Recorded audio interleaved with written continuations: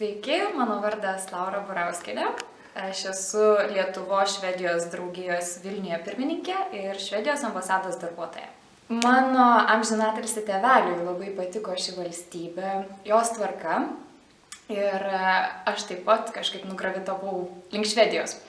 O pasidomėjusi ten siūlomomis studijų programomis, pamačiau, kad kai kurios man labai patinka, išsirinkau pačią įdomiausią ir voilà, aš jau Švedijoje. Lundo universiteto ekonomikos centre studijavau magistro programą Managing People, Knowledge and Change. Mane nustebino tai, kad švedai yra ramesni, ne lėtesni, bet ramesni ir daug labiau atsipūtę.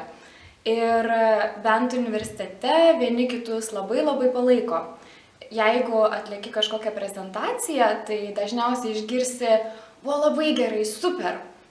Jeigu kitą kartą truputį garsiau kalbėtum, kaip manai, galbūt pavykę dar geriau. Tas mane labai sužavėjo.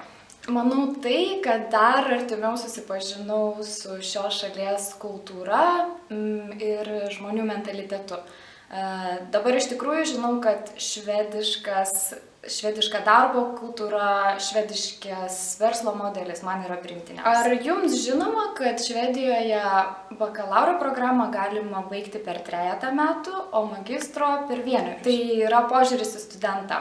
Tai, kad studentas Švedijoje laikomas vienu svarbiausių studijų programos sudarytojų, tai, kad jis laikomas lygiu su dėstytoju, aš manau, kad Lietuvoje to vis dar trūksta.